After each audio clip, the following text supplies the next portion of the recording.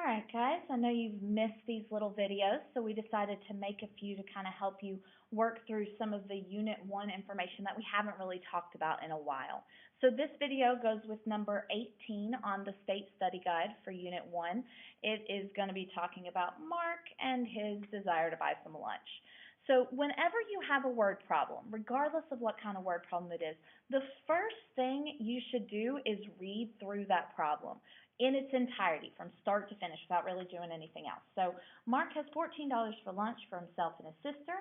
He wants to have at least one sandwich and one drink. Sandwiches cost $5 and drinks are $2.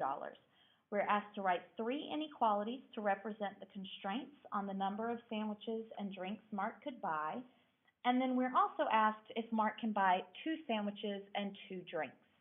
Okay, once we've read through the problem, I'm then going to go back through and mark key numbers and key words. I like to circle any numbers that I see that are pertinent to the problem and highlight key words. If you do something different, that's fine.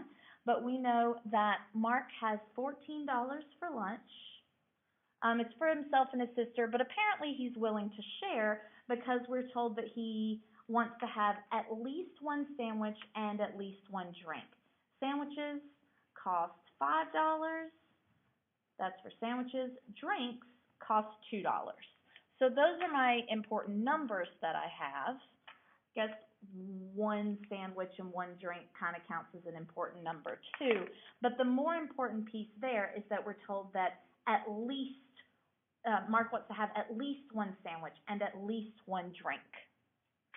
Okay, so those are going to be some important words, because the first thing we want to do then is write some inequalities to represent constraints. Well, if I'm going to be writing inequalities or equations of any kind, then I'm going to start by defining my variables. This is a step a lot of people skip, but it will save you a lot of trouble in the end if you just take the time to define those variables.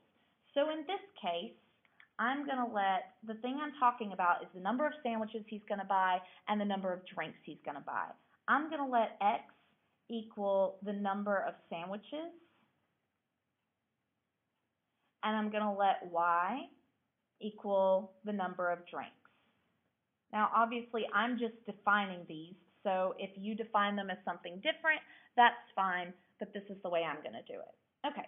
So once you've defined your variables, you then need to make some sort of plan. Well, the problem tells us what our plan's going to be this time. We're writing inequalities. And then we can solve it and check to make sure it makes sense. Okay? So in this case, I'm going to start with the simple inequalities. I've got this word here that says he wants at least one sandwich. That means the number of sandwiches is going to somehow relate to the number 1, because we want that number 1 there. Because he says that the number of sandwiches needs to be at least 1, that means this number of sandwiches, which is, remember, is what X is standing for, this number of sandwiches could be more than 1, or it could be equal to 1. And there's my first inequality. I also know that he wants at least one drink. Well, the number of drinks is related to the number 1 by he could buy more than one drink. He'd like to, so he doesn't have to share with his sister. He's okay with sharing, though, so he could have just one drink. Now I've got 2 inequalities. The last inequality is going to bring in some of the actual numbers, the costs of our lunch here. Okay? We know that he is going to have to pay $5 for every sandwich he buys. So 5 times the number of sandwiches. If he buys one sandwich, then it's just 5 times 1, 2 sandwiches, 5 times 2, and so on. Plus, he's going to have to pay $2 for every drink, which means 2 times the number of drinks. That is going to come up to be his total. But instead of writing equals, we are going to compare this spending he's doing to the amount of money he has in his pocket. Well, we would like this spending to remain less than $14.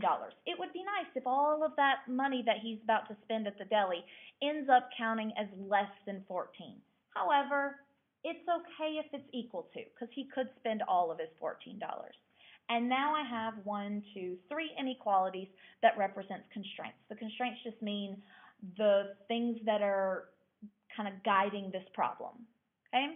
Now, part B says, can Mark buy 2 sandwiches and 2 drinks? There are lots of different ways to approach this, but because we've already talked about evaluating expressions and we already know how equations with 2 variables work, we can say 2 sandwiches, that would mean can x equal 2, and 2 drinks, that would mean can y equal 2.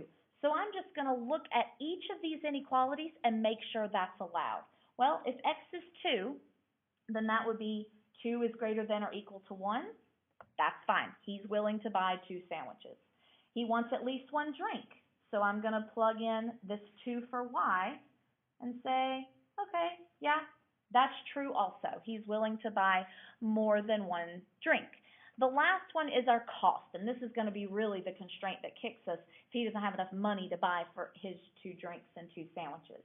So I'm going to say 5 times 2 sandwiches plus 2 times 2 drinks, and I want to see if that is less than or equal to 14. Well, 5 times 2 is 10, 2 times 2 is 4, and 10 plus 4 is 14. So 14 is less than or equal to 14, which means it's going to take all of his money, but Mark can buy those 2 sandwiches and 2 drinks.